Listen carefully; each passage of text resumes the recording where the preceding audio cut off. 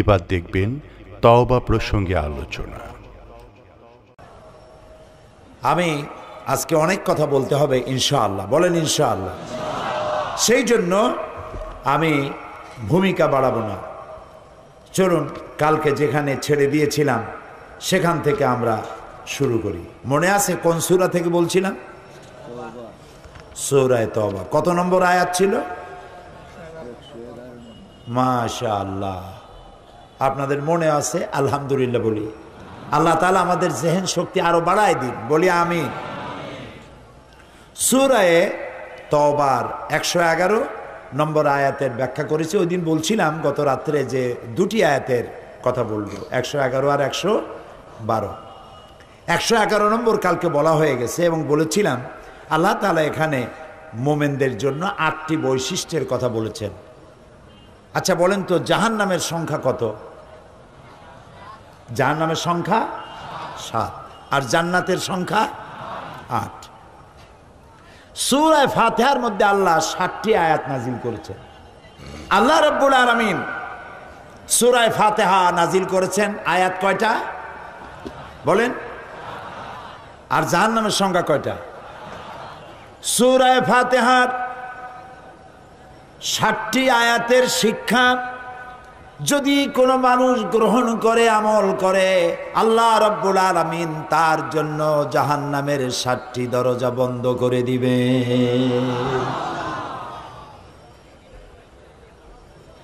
আর জান্নাতের দরজা হচ্ছে, জান্নাতের মোট জান্নাতের সংখ্যা কয়টা? 8টা। এখন জাহান্নাম বন্ধ যদি কারোর জন্য হয় তাহলে খোলা হবে কোনটা? জান্নাতের দরজা, যার জান্নাতের সংখ্যা হলো 8টা। এখানে মোমেনের 8টি বৈশিষ্ট্য আল্লাহ বর্ণনা করছেন। এই 8টি বৈশিষ্ট্য যদি কেউ গ্রহণ করতে পারে আল্লাহর 8টি জান্নাতের দরজাই তার জন্য খোলা হয়ে যাবে। এই 8টি কথা আজকে বলবো ইনশাআল্লাহ। কাগজ থাকলে, কাগজ কলম থাকলে লিখবেন, আর না হয় মনে রাখবেন। এই ফর্মুলাটি পৃথিবীর কারো বানানো নয়। জান্নাতের মালিক যিনি এবং আমাদের মালিক যিনি, আমার মালিকের তৈরি করা ফর্মুলা। সুবহানাল্লাহ। তিনি বলছেন ওয়া বাশশিরিল মুমিনিন। সাদাকাল্লাহুল আযীম। আল্লাহ তাআলা বলছেন মোমেনদের জন্য 8টি বৈশিষ্ট্যের কথা এখানে বলছেন। তার প্রথম বৈশিষ্ট্য হচ্ছে আত-তাইবুন, প্রত্যাবর্তনকারী, তওবাকারী। প্রথম বৈশিষ্ট্য কি? তওবা। প্রথম বৈশিষ্ট্য কি? তওবাকারী। তওবা মানে হচ্ছে ফিরে আসা। আত-তাইবুন এর অর্থ হচ্ছে প্রত্যাবর্তনকারী, বারবার প্রত্যাবর্তনকারী, একবার না, বারবার প্রত্যাবর্তনকারী। এটি আল্লাহ তাআলা আমাদের জন্য একটি সুযোগ করেছেন। আমরা তো মানুষ, মানুষ মাত্রই গুনাহ করে। গুনাহ করা কি আমাদের জন্য অস্বাভাবিক না স্বাভাবিক? খুবই স্বাভাবিক। এটা আল্লাহর চাইতে কেউ ভালো বোঝে না। সেই জন্য আল্লাহ তাআলা বলছেন আত-তাইবুন, বারবার প্রত্যাবর্তনকারী, বারবার তওবাকারী।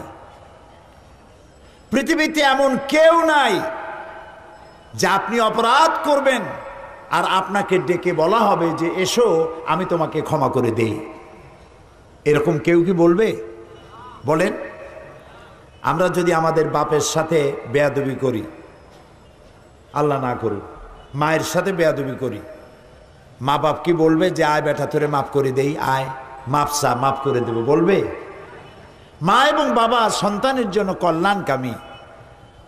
মা বাবা মনে মনে এটা ফিল করেন, ছেলেটা যদি এত বড় বেয়াদবি করলো, যদি মাপ চাইতো মাফ করে দিতাম, এটা ফিল করেন, কিন্তু মুখ খুলে বলবেন না যে আয় মাফ করে দেই। আকাশ আর জমিনে একমাত্র সত্তা যার নাম আল্লাহ রাব্বুল আলামিন। বান্দা গুনাহ করে, আল্লাহ রাব্বুল আলামিন বলেন আয় যত গুনাহ করেছিস ক্ষমা চা, আমি মাফ করে দেব।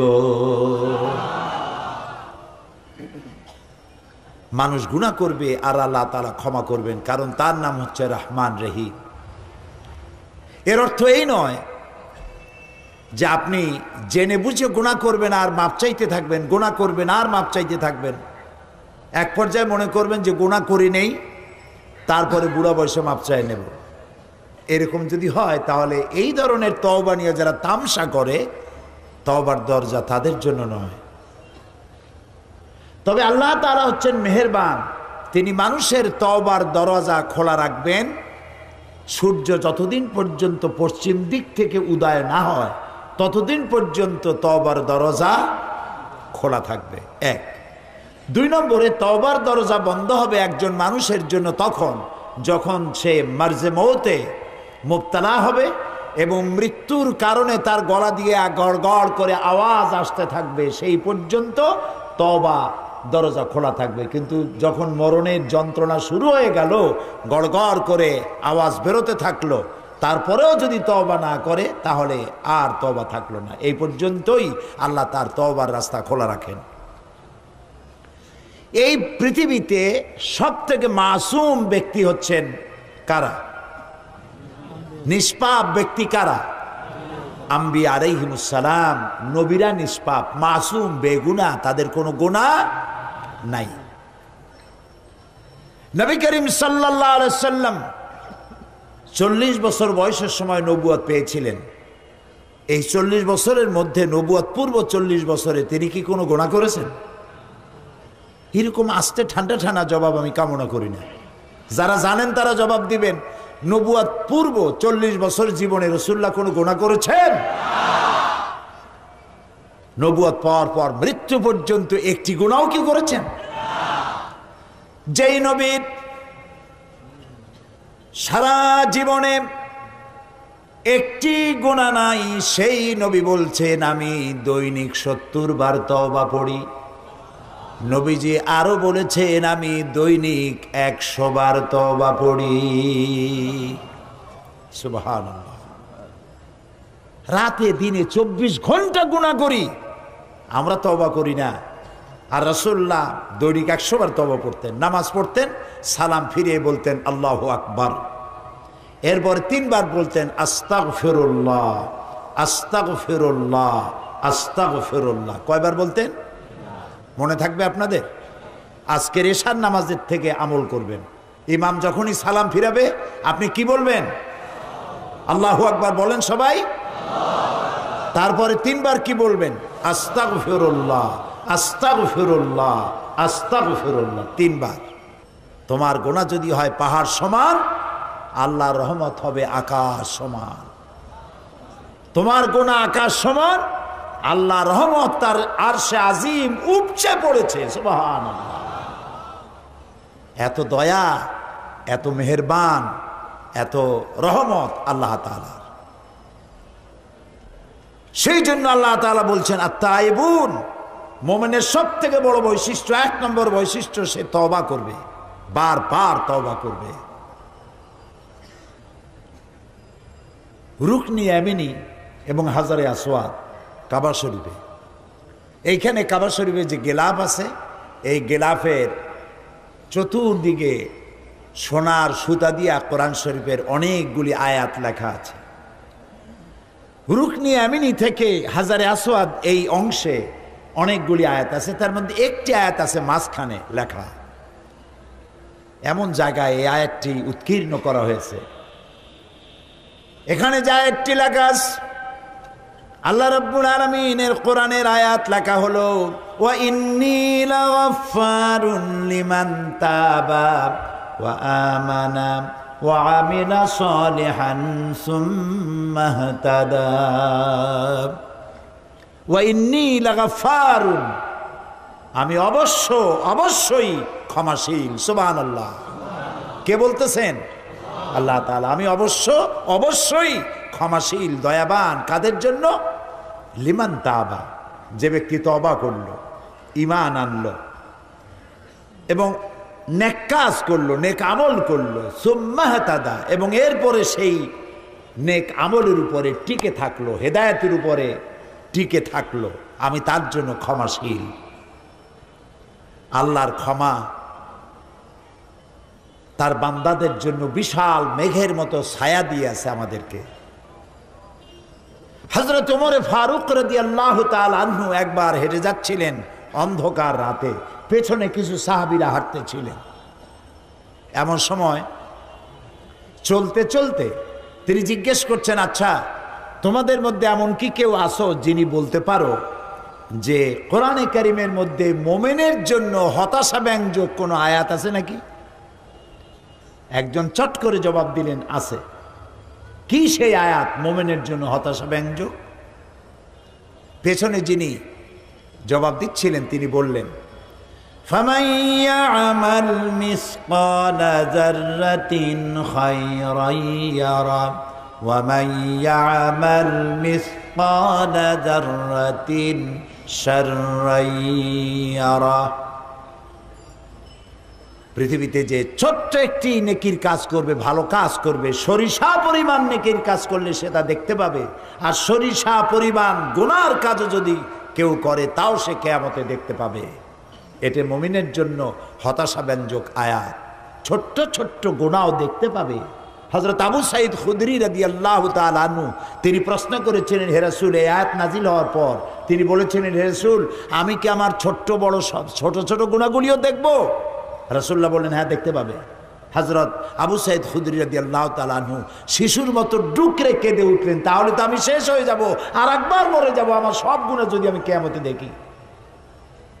হযরত ওমর কাঁদতেছিলেন। কিছুক্ষণ পর জিজ্ঞেস করেন, আচ্ছা কোরআনের মধ্যে মুমিনের জন্য আশা ব্যঞ্জক কোন আয়াত কি আছে? পেছন থেকে জবাব এলো, আছে। কি? তিনি জবাবে বললেন, قُلْ يَا عِبَادِيَ الَّذِينَ أَسْرَفُوا عَلَى أَنفُسِهِمْ لَا تَقْنَطُوا مِنْ رَحْمَةِ اللَّهِ إِنَّ اللَّهَ يَغْفِرُ الذُّنُوبَ جَمِيعًا।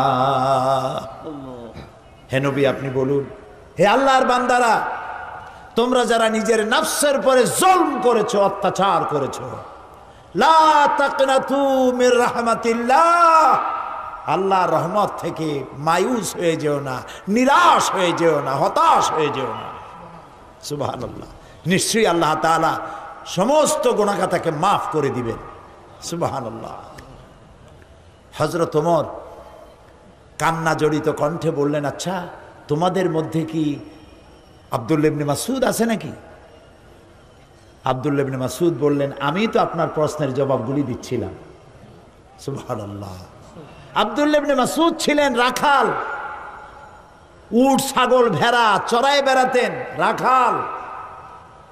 আব্দুল্লাহ ইবনে মাসউদের মতো রাখালকে এই কোরআন শরীফ তাকে রাইসুল মুফাসসিরিন বানিয়ে দিয়েছে। সুবহানাল্লাহ। খাট্ট খট্ট মানুষ ছিলেন, ছোট্ট মানুষ ছিলেন। একবার তিনি গাছে উঠতেছিলেন খেজুর গাছে খোরমা পাড়বার জন্য। সাহাবায়ে কেরাম যারা নিচে দাঁড়ানো ছিলেন, হযরত আব্দুল্লাহ ইবনে মাসউদকে তার ছোট্ট ছোট্ট পাও দেখে নিচে হাসাহাসি করতেছিলেন। রাসূলুল্লাহ লক্ষ্য করলেন, বললেন, সাহাবীরা, তোমরা আব্দুল্লাহ ইবনে মাসউদের ছোট পা দেখে হাসতেছো?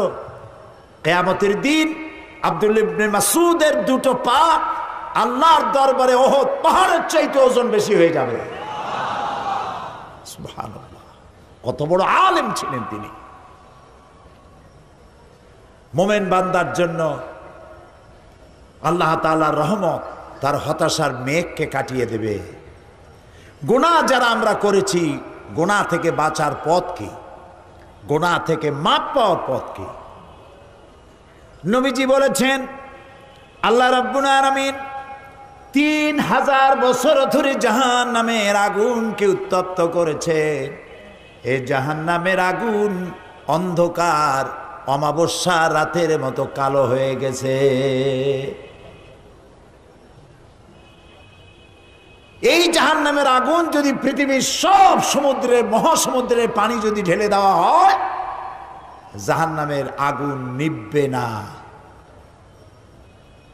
জাহান্নামের আগুন সমুদ্র, মহাসমুদ্রের পানিতে আগুন নিভবে না, কিন্তু গুনাহগার বান্দার অনুশোচনা আর অনুতপ্ত অনুতপ্ত আর অনুশোচনার 2 ফোঁটা চোখের পানি তার জন্য নির্ধারিত জাহান্নামের আগুন নিভে যেতে পারে। বান্দা যখন গভীর রাত্রি আরামের ঘুমকে হারাম করে তাহাজ্জুদের নামাজ পড়ে আল্লাহর দরবারে হাত তুলে যদি কান্দে, রব্বুল আলামিন শয়তানের ওয়াসওয়াসায় পড়ে গুনাহ করেছি, মাফ করে দাও। নবীজি বলেন চোখের পানি নাকের অর্ধেক আসতে না আসতে আল্লাহ রব্বুল আলামিন তার এই ক্রন্দনরত বান্দাকে মাফ করে দে। সুবহানাল্লাহ, সুবহানাল্লাহ। আল্লাহ তাআলা অসীম রহমতের মালিক। এই পৃথিবীর বাজার ঘাট, অফিস আদালত সন্ধ্যা আসতে থাকে, দিনের বেলায় চলতে থাকে, আসর হতে থাকে, আর সব একটা একটা করে বন্ধ হতে থাকে। আর আল্লাহর অফিসের অবস্থা ভিন্ন। দুনিয়া রাত যত বাড়তে থাকে অফিস আদালত দোকানপাট সব বন্ধ হতে থাকে, আর আল্লাহ তাআলার অফিসের অবস্থা ভিন্ন। রাত যত গভীর থেকে গভীরতর হতে থাকে আল্লাহ তাআলার রহমতের অফিসগুলি তত কর্মচঞ্চল হয়ে ওঠে। সুবহানাল্লাহ, আল্লাহু আকবার, আল্লাহু আকবার। আল্লাহ তাআলা আরশে আজিম থেকে প্রথম আকাশে আসেন, কি দয়া তার। প্রথম আকাশে আসেন আর বলতে থাকেন, কে আছো, কে আছো গুনাহ করে জীবনটাকে বরবাদ করে দিয়েছো, আমাকে বলো, মাফ করে দেব। সুবহানাল্লাহ, মাফ করে দেব। বান্দা যখন গভীর রাত্রে কাঁদতে থাকে, তাহাজ্জুদের নামাজ পড়ে দেখবেন এর চাইতে মজার কিছু নাই পৃথিবীতে। গভীর রাত্রে যখন পৃথিবীটা ঘুমিয়ে যায়, প্রিয় ভাই সব, মানুষ যে প্রেম করে, পত্রিকা বিজ্ঞাপন দিয়ে প্রেম করে, বোঝেন কথা? পত্রিকা বিজ্ঞাপন দিয়ে প্রেম করে, মাইকিং করে প্রেম করে। প্রেম করে কিভাবে? গোপনে, গোপনে। মোমেন ব্যক্তি প্রেম করবে কার সাথে? ঢাকঢোল পিটায় করা যাবে না, মাইকিং করে করা যাবে না। আল্লাহ তাআলা বলছেন প্রেম করার জন্য আমি একটা নির্জন পরিবেশ তৈরি করে দেই। দিনের কোলাহল শেষ হয়ে গেল, সূর্য অস্তমিত হয়ে গেল, রাতের একটি কালো চাদর দিয়ে দুনিয়াটাকে ঢেকে দিলাম। এখন তুমি জাগ্রত হও, একটু ঘুমাও, একটু ঘুমাও, তারপরে জাগ্রত হও, ওযু করো, জায়নামাজে দাঁড়িয়ে যাও। বান্দা যখন গভীর রাত্রি নির্জন পরিবেশে ওযু করে সেজদায় যখন চলে যায়, লম্বা লম্বা সেজদা দিয়া চোখের পানি ফালায়, দেখেন কি মজা। নামাজ পড়ে জায়নামাজে বসে ডাকতে থাকুন, ইয়া আল্লাহু ইয়া রহমানু ইয়া রহিমু ইয়া হাইয়ু ইয়া কাইয়ুম। পড়েন সাথে আমার সাথে, ইয়া আল্লাহু ইয়া রহমানু ইয়া রহিমু ইয়া হাইয়ু ইয়া কাইয়ুম। ইয়া আল্লাহু ইয়া রহমানু ইয়া রহিমু ইয়া হাইয়ু ইয়া কাইয়ুম। গভীর রাত্রে সবাই যখন ঘুমানো, আপনি এভাবে নরম করে একটু একটু করে সুন্দর করে আল্লাহর পবিত্র নাম ডাকতে থাকুন, চোখ দিয়ে পানি পড়তে থাকবে। আল্লাহ রাব্বুল আলামিন ফেরেশতারে ডেকে বলেন, ফেরেশতা দেখ আমার বান্দা কান্দে কেন? ফেরেশতারা বলে, রব্বুল আলামিন তুমি তো জানো। আল্লাহ বলেন, হ্যাঁ জানি, তোমাদের মুখ থেকে শুনতে চাই, বলো কান্দে কেন? ফেরেশতারা বলে, রব্বুল আলামিন তোমার বান্দারা গুনাহ করেছে, জাহান্নামের ভয়তে ওরা কান্দে। আল্লাহ জিজ্ঞেস করেন, আমার ফেরেশতারা আমার এই বান্দারা কি দোজখ দেখেছে নাকি? কয় না, দোজখ দেখে নাই। আমারে দেখছে নাকি? কয় আল্লাহ আপনার জাতের কসম আপনারে দেখে নাই। বেহেশত দেখেছে নাকি? বলে না, বেহেশত দেখে নাই। আল্লাহ বলেন, ও আমার ফেরেশতারা সাক্ষী থাকো, ওরা আমার বেহেশত দেখে নাই, দোজখ দেখে নাই, আমারে দেখে নাই। শুধুমাত্র আমার নবীর কথা, আমার কোরআনের কথা বিশ্বাস করে আরামের ঘুমকে হারাম করে যেভাবে কাঁদতেছে, লক্ষ্য করে দেখো আমার রহমতের দরিয়ায় জোশ মেরে গেছে। তোমরা সাক্ষী থাকো আমার এই ক্রন্দনরত বান্দার বান্দিগুলি আমি আল্লাহ মাফ করে দিলাম। সুবহানাল্লাহ। প্রিয় ভাই সব, আর তাইবুন, তওবা করুন। যত বেশি বেশি পারি আমরা তওবা বেশি করে করব। আল্লাহ যেন কবুল করেন, বলেন আমিন। আল্লাহ তাআলা দেওয়ার জন্য প্রস্তুত। যে চায় না আল্লাহ তার উপরে রাজি নারাজ হয়ে যান। কবি বলছেন, हर हमेशा देने को वो तैयार है, जो न मांगे उससे वो बेजार है। সব সময় দিতে আমার আল্লাহ প্রস্তুত, যে চায় না আল্লাহ তার উপরে নারাজ হয়ে যান। প্রিয় ভাই সব, আল্লাহর কাছে তওবা করলে আল্লাহ মাফ করে দিবেন। তবে গুনার একটি সীমা থাকা উচিত, সীমা ছাড়া যেন গুনাহ আমরা না করি। গুনার থেকে সব সময় তওবা করতে হবে। এই গুনাহ থেকে বাঁচার জন্য একটা পদ্ধতি আছে, বলবো কি? বলবো? সেটি হচ্ছে মুহাসাবা, আত্মসমালোচনা করা। রাত্রিবেলা যখন আমরা ঘুমাতে যাই, বেডে গিয়ে ঘুমাবার আগে চিন্তা করুন, আল্লাহ আজকের সকাল থেকে নিয়ে এই ঘুমাবার বিছানা পর্যন্ত আসতে কয়টা মিথ্যা কথা বলেছি আজ, মনে পড়বে না? জবাব দেন। মানুষের সাথে কয়টা ওয়াদা খেলাপ করেছি, মনে পড়বে না? ওজনে কম দেওয়া, খাদ্যে ভেজাল দেওয়া, শয়তানি করা ইত্যাদি যা কিছু করা হয়েছে, মনে পড়বে না? তওবা করবেন, আল্লাহ আস্তাগফিরুল্লাহ, আস্তাগফিরুল্লাহ, আস্তাগফিরুল্লাহ। আল্লাহ তাআলা আমি ভুল করছি, এই গুনাহগুলি আমি আগামীকাল আর করব না, তুমি আমারে মাফ করে দাও। প্রত্যেক রাত্রে যদি আত্মসমালোচনা করা যায়, শোয়ার সময় মুহাসাবা করা যায় যে আজকের দিনে কত গুনাহ করছি, কালকে এগুলি করব না। এইভাবে মানুষ সংশোধন হতে পারে, পারফেক্ট হয়ে যেতে পারে। আমরা কি এটা করা শুরু করব আজকে থেকে? করব? আল্লাহ তৌফিক দিন। আমরা বলি আমিন, আমরা বলি আমিন। প্রিয় ভাই সব, আল্লাহ তাআলার মধ্যে দুইটা সিফত সব থেকে বেশি ক্রিয়াশীল। আল্লাহ তাআলার মধ্যে দুইটা সিফত সব থেকে বেশি ক্রিয়াশীল। একটা হলো রহম আর একটা হলো করম, দয়া আর দান। দান করতে গিয়ে তিনি তাকিয়ে দেখেন না শত্রু এবং মিত্রকে, সমানই দিতে থাকেন, কারণ তার নাম হচ্ছে রহমান। সুবহানাল্লাহ বলে, তার নাম করিম। হাদিসে কুদসিতে এসেছে, রাসূলুল্লাহ আল্লাহ তাআলা বলেছেন, এই পৃথিবীর দাম যদি আমার কাছে একটা মশার দানার তুল্য হতো, আমি কাফেরকে এক ঢোক পানি গিলতে দিতাম না। এই পৃথিবীর কোনো দাম আল্লাহর কাছে নাই। খুলু ওয়া তামাত্তাউ, খার ফুর্তি কর, জবাব একদিন দিতে হবে। তো আল্লাহ তাআলার মধ্যে কারিমিয়ত, দয়া, কি বলে, দান, দানশীলতা, এই সেপটটা দারুণভাবে ক্রিয়াশীল। আরেকটি হলো রহম, দয়া। এত দয়া যে বলে শেষ করা যাবে না। আপনি অপরাধ করবেন, গভর্নমেন্ট আপনাকে গ্রেফতার করবে, চুরি ডাকাতি যেটাই করেন গ্রেফতার করা হবে, জেল থেকে মুক্ত হবেন, কিন্তু থানায় যে অপরাধের লিস্টে, অপরাধীদের লিস্টে আপনার নাম ছিল, ওই নাম কিন্তু কাটা হবে না। আবার অন্যায় করবেন, জেলে যাবেন, নাম লেখা হবে, কাটা হবে না নাম। যতবার অপরাধ করবেন, জেলে যাবেন, জেল থেকে মুক্তি পাবেন, নামগুলি লেখা হয়ে যাবে, নাম কাটা হবে না। কিন্তু আল্লাহ রব্বুল আলামিন তার আদত মোবারক ভিন্ন। মানুষ গুনাহ করে, গুনাহ থেকে তওবা করলে পরে আল্লাহ রব্বুল আলামিন গুনাহ শুধু মাফ করেন না, গুনার খাতা থেকে নামটাও আল্লাহ মুছে ফেলে দেন। শুধু তাই নয়, তওবা যদি কবুল হয়ে যায়, সাইয়াদগুলি আল্লাহ তাআলা হাসানাত দিয়া বদলায় দেন। সুবহানাল্লাহ, সুবহানাল্লাহ, আল্লাহু আকবার। এই জন্য আল্লাহ যেন আমাদেরকে বেশি বেশি তওবা করার তৌফিক দান করেন। মুমিনের এক নম্বরে কোয়ালিটি, সে তওবা করবে এবং বারবার তওবা করবে, তওবা করতেই থাকবে।